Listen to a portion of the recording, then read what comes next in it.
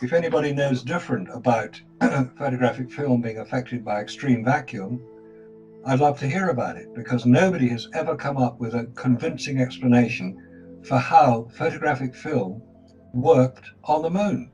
Aside from the radiation and the heat and the cold and all the other problems which we actually do know about, vacuum is a relatively recent introduction to the idea. It's not to be confused with zero gravity.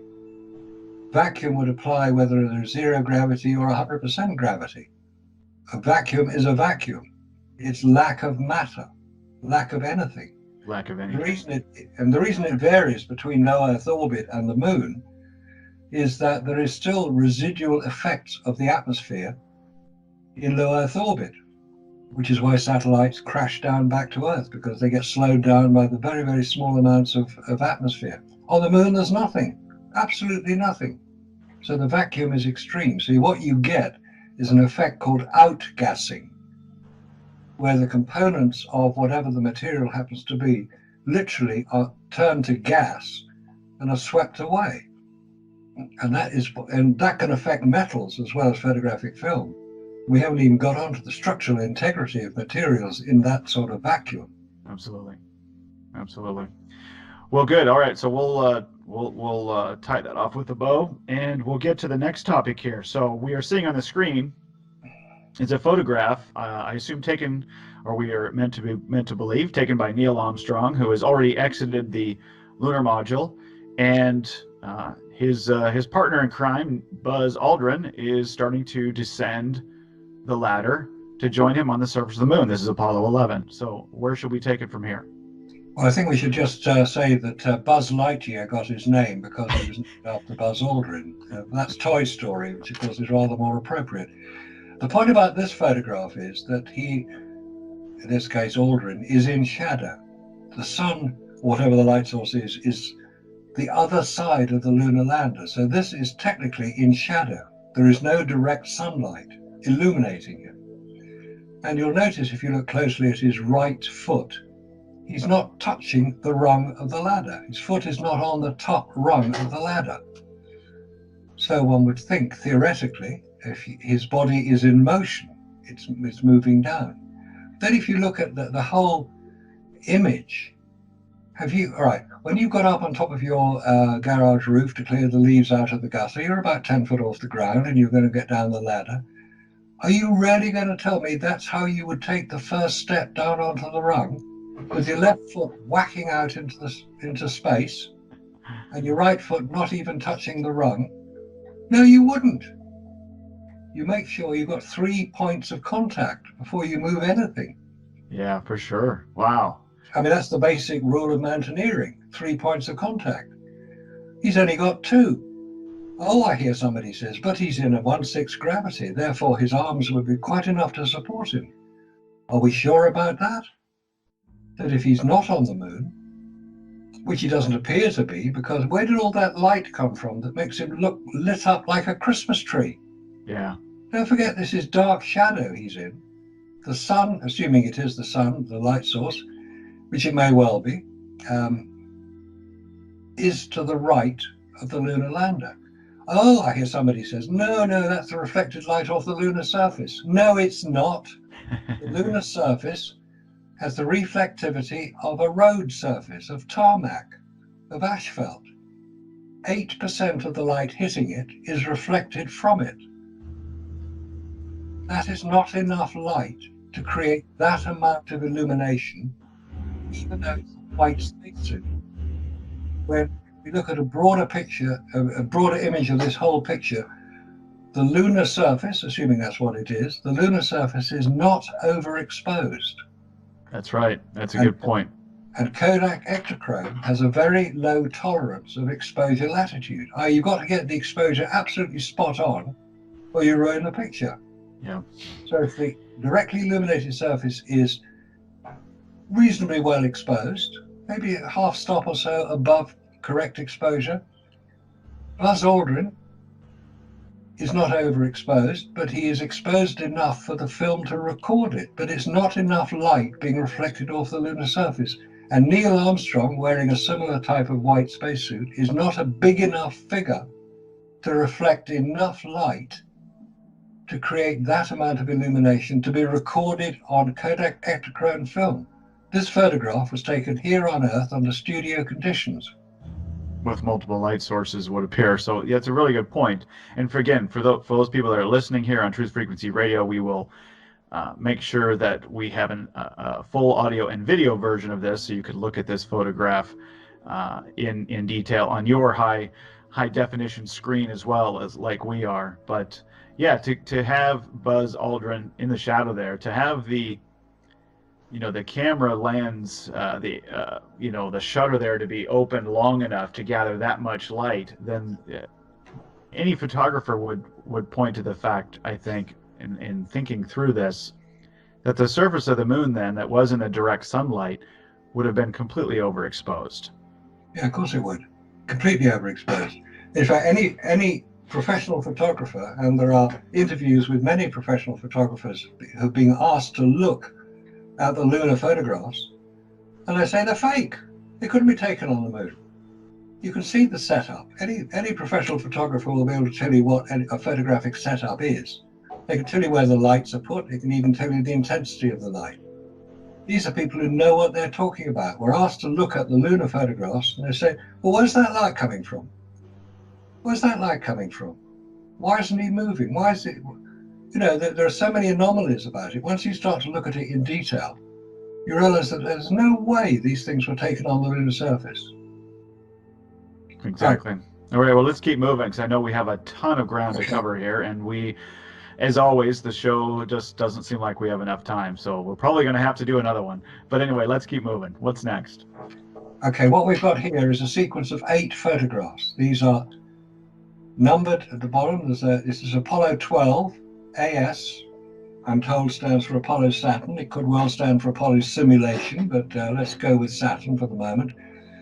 It's Apollo 12, magazine number 49, image number 7276, as far through as 7283, i.e. 8 photographs in sequence. And these were taken from the Lunar and Planetary Institute website, which is a NASA website. And what you're looking at here, any photographer who's used contact sheets will be familiar with using a contact sheet to select an image from all that have been taken. Not all photographs are going to be good. And in fact, we see 2 images here of the same astronaut, in this case Al Bean, taken by Pete Conrad. But look at the difference between the position of the horizon. In the top photograph, the third one along, the horizon runs through, rather conveniently, runs through and matches the horizon that is reflected in the astronaut's visor. Beautiful image, lovely construction. Yeah, it's dead on there. The horizon lines up perfectly. And just to recap a little bit here, the camera they were using, you'll see there's a camera attached to Al Bean's chest. The Hasselblad camera has no viewfinder, was removed, because you couldn't get your head down close enough to look at it in the Hasselblad. The viewfinder is on top of the camera. You also had to use your armored gauntlets, let's call them heavy-duty gardening gloves, to set the aperture, that's the F setting, the shutter speed, that's 125th second, and the focus ring. On a Hasselblad camera, there are 3 rings that need to be operated to set the correct exposure and the correct focus. But you do that using a viewfinder, but I haven't got one. So how do they get such beautifully focused images? And the top image appears to be looking down on top of the camera. Yeah. And the second image, which is the same astronaut with the horizon in a completely different position, it's going through his chest. You were looking straight into the camera, so it appears to have been taken with a camera at a lower position. But it doesn't make sense. These are 8 photographs. 6 of them are just of the lunar surface, but 2 of them are of Al Bean, the astronaut, taken from completely different positions.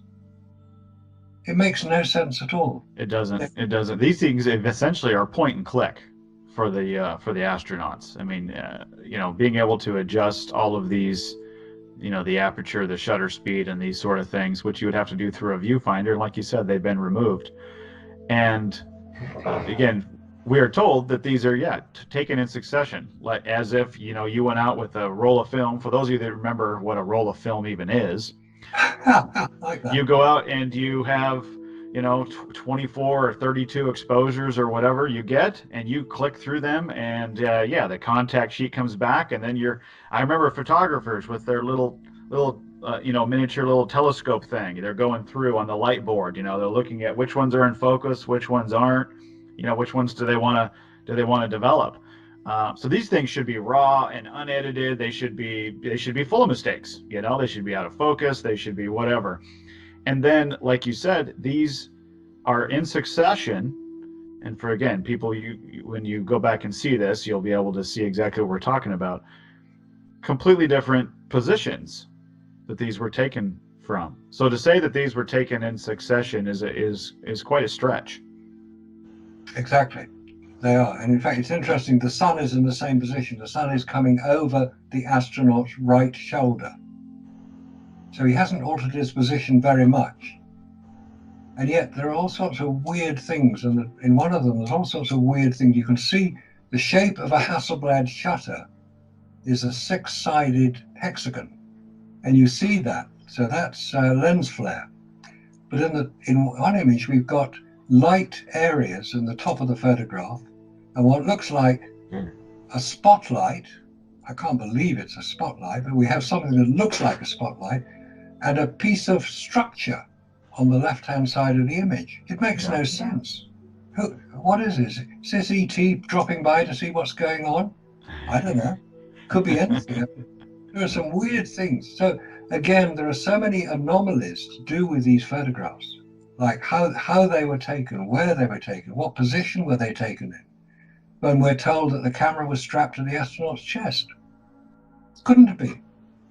Brilliant photographers and getting lucky, just pure luck, I guess. Absolutely. All right. What's next here? I see another picture of an astronaut descending from the lunar module. Walk us through this. Yeah, this is Apollo 12.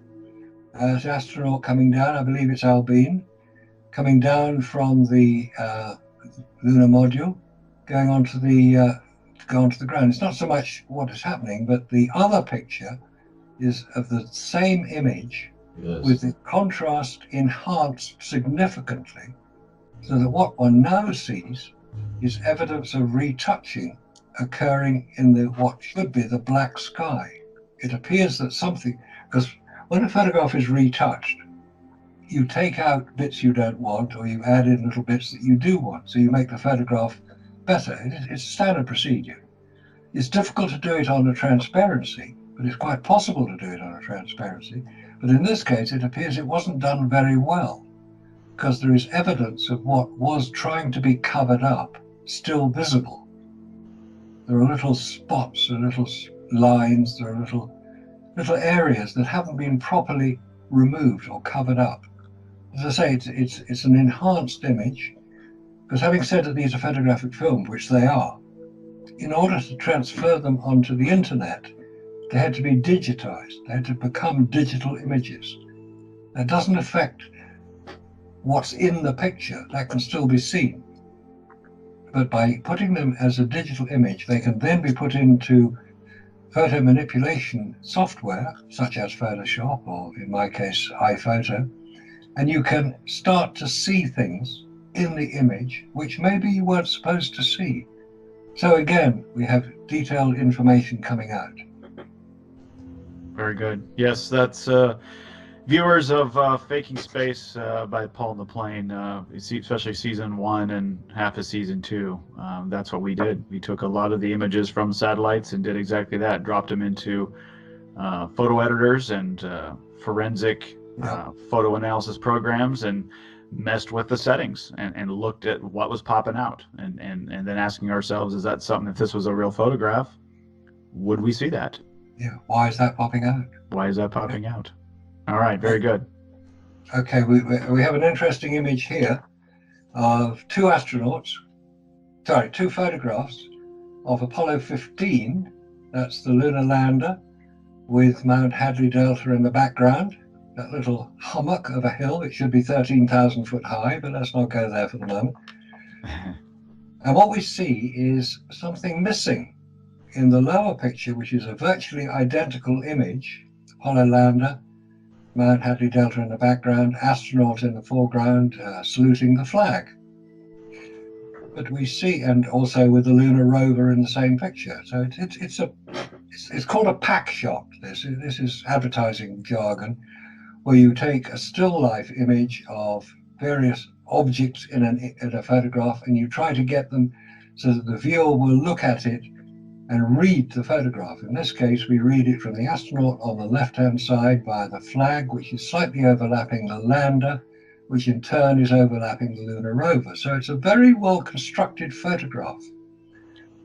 The problem is that the photograph below, taken at a different time on a different magazine, but still Apollo 15, still with a Hadley Delta in the background, and on the right-hand side of the mountain is the St. George crater, so-called. And there's no astronaut in the picture, which is reasonable enough. The lunar rover has changed position very slightly, but it's still in the picture, but there's no flag. Mm-hmm. The flag wasn't moved. Once it was planted, which is one of the first things that the astronauts had to do, once it was planted, it stayed there.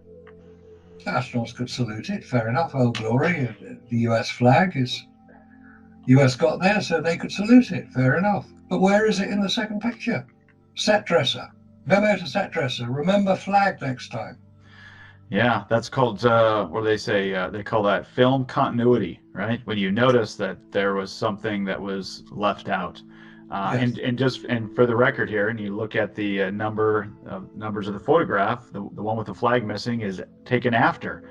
And as you pointed out, it was a very ceremonial, thing that they did. The first thing they did when they get out of the lunar module, you plant the flag, salute it. It's a ceremony, except for 15 for other reasons.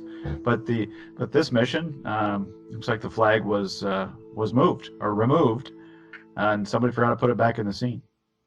Okay, Marcus, what I was telling you before when you gave me this photograph, and this obviously is one from Jack White on the top picture that you have. Yep. So I blew it up here, and that's him there blowing up. And this is what is now displayed on the journal site. This is now the photograph that's displayed. No, because this is the exact same photo number. Really? Same. Now look what's in the reflection of the two. Okay. Look how much cleaner his suit is. Yes, it is. Okay. And here is it again between now the bottom photograph from magazine 92. Yeah. And okay. magazine 88. The helmet's completely different. It is. It's much lighter. It has two sections here on it instead. Yeah. And these are now the same numbered photograph. And these are now the same numbered photographs. So for the listeners now, what we're seeing on the screen, and again, remind you all to be watching the website and YouTube, where we'll post this in video in its entirety, is we've got two different NASA sites. Correct me where I'm wrong, gentlemen. Two different NASA sites, same numbered photograph. Okay, so these are supposed to be the same exact photograph, and we have evidence here that the suit has been cleaned off. Looks like it's a lot muddier, dirtier, whatever you want to call it. Mud, in my opinion, because of evidence of moisture. But a very dirty suit in one photograph. The other one looks very clean. And even more remarkable is that the helmets of the astronauts here supposed to be the same person, same shot, supposed to be the exact same thing. Those are the same helmet in that one, but the other one they're changed. The other one they're changed. The helmets are completely different. See, there's two shots of the helmet changed right there. This one's open a little more, but you can see that it has 3 ribs in it, and then he pulls it down. Yeah. And the other one only has the 2. Different helmets. I guess. Hey, you know what? If you're on Earth, it's okay to switch helmets out. You don't worry about that. Yeah, but this is amazing because Jack White would have pulled this down in the probably early 2000s. That's right. Yeah, you I did. would have pulled this down by 2012. This one right here.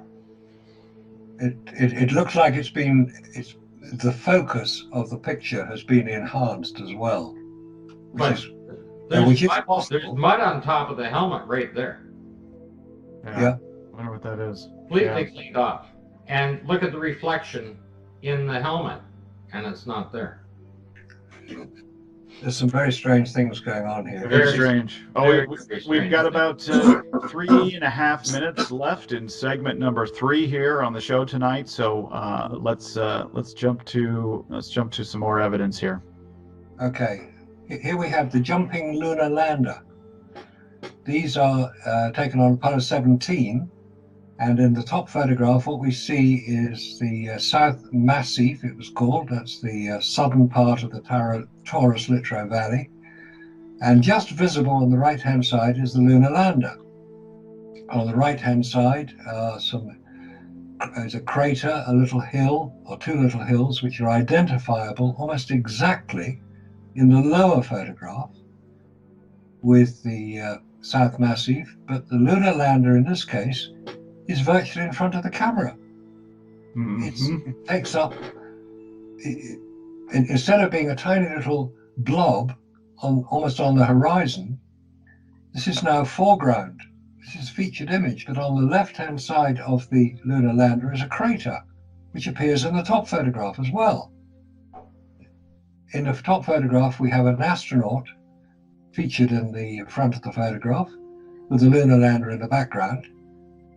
It makes no sense because the lunar lander did not move, or we're not told it moved after it had landed. Well, they must have accidentally parked in a handicap spot, so they needed to probably have to vacate that. But that would explain it. Good thinking. I'm sorry. That leg is right there, right at the edge of the, right at the edge of that crater there. Yep. Right up to the edge of it. So when you look up to here, it should be sitting right there. Yeah, so again, for those people listening, when you get a hold of the video here, what you're going to see is basically, it looks like two photographs that were taken from the same exact spot. I mean, the person taking the photograph was standing almost virtually in the same spot, pointing in the same direction, but the lunar module has been moved hundreds of feet, if not more. It's ridiculous. Scott, is it possible to enlarge the lunar module in the top photograph so we can see that it is the lunar module? Certainly, there. You can see the two rock structures behind it here on the ground. That's a good point. And when you come down to this one, and there's the rock structures. They look quite similar. Yep. But some of them are. This one's just a little more blurred out. Yeah. The question is that the lunar module? You can see that is the lander. For sure. Yeah, it does look like it. And people at home, when you get a hold of this, you be the judge. But there's the evidence. Okay, this is probably the most famous sequence of photographs that were taken, certainly on Apollo 11. And going from the top left across, top left is Buzz Aldrin just appearing in the hatch of the lunar lander. That's the Eagle. The second image is of him further out of the hatch, still on the top porch. You see his feet, his backpack. And on the third image, Neil Armstrong, who's taking the photographs, obviously got bored stiff watching this going on, decided to photograph the rubbish bag that was underneath the lunar lander and the skirt of the descent engine to make sure it wasn't damaged. So quite what would happen if it had been damaged, nobody tells us. The fourth image in the sequence is of the landing struts. So the point to notice is the different lighting setups required.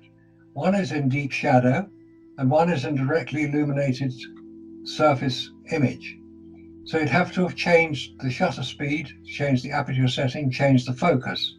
Yes. You didn't have a viewfinder.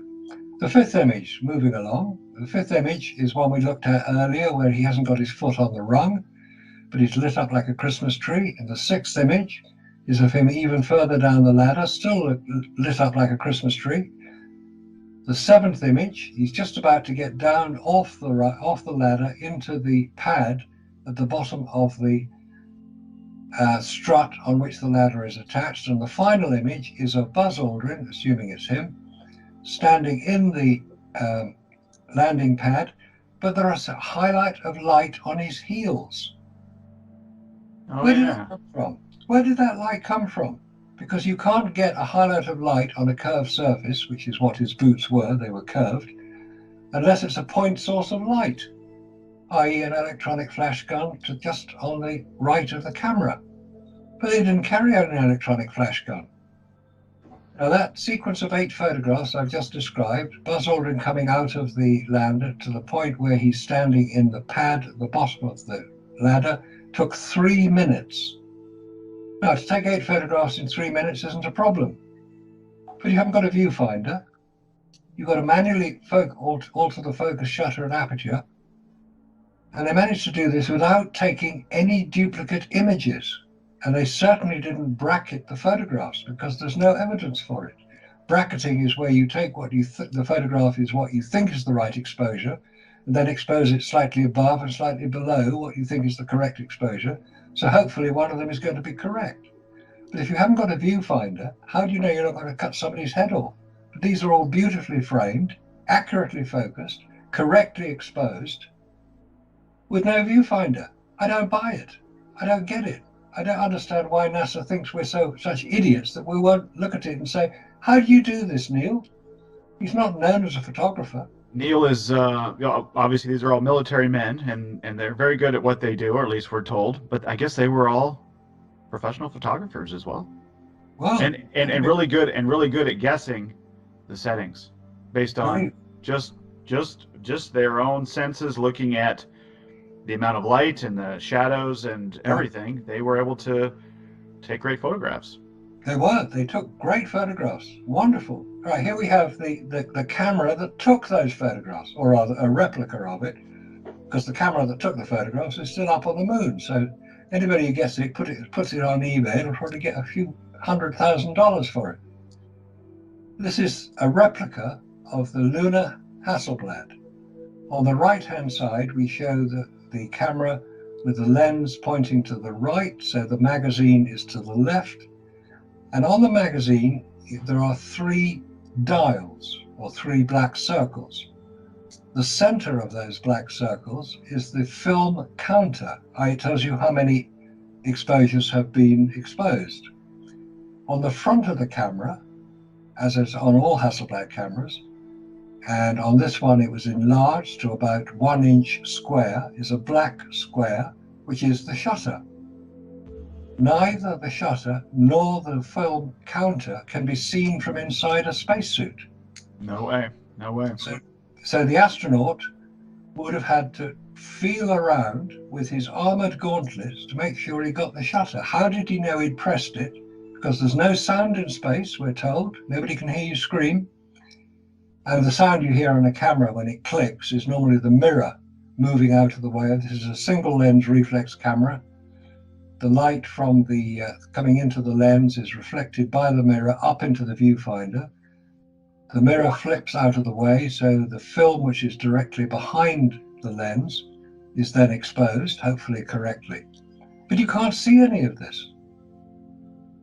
On the right-hand picture, we have the other side of the camera, and that shows the little paddles, I suppose you'd call them, little levers mounted onto the aperture ring, the focus ring, and the shutter speed ring, so they could be used with armored gauntlets. But you're taking photographs with heavy-duty guarding gloves on, with no viewfinder, and making sure that you got the right photograph without taking a second picture of the same scene. That is what is so ridiculous and so unexplained. Yes, they were highly trained, these astronauts, but they had a lot of other things to worry about, like landing the craft on the lunar surface. And by the way, Buzz Aldrin, who was the lunar module pilot, couldn't land the lunar module on the lunar surface. He wasn't trained to do it. Only Neil Armstrong was trained to do it. So if Neil Armstrong had an attack of hiccups or something on the way, Buzz Aldrin couldn't take over. Hopefully, yeah. Oh, man. There's just so many things, when you just try and look at this from just a completely reasonable, logical perspective, and just say, is this possible? It's really hard to, I think, if you're really honest with yourself, that for it to happen the way that it was presented, is that the odds are astronomical. Exactly. That's a very good point, because we're looking at it now without the emotion that surrounded the Apollo missions at the time.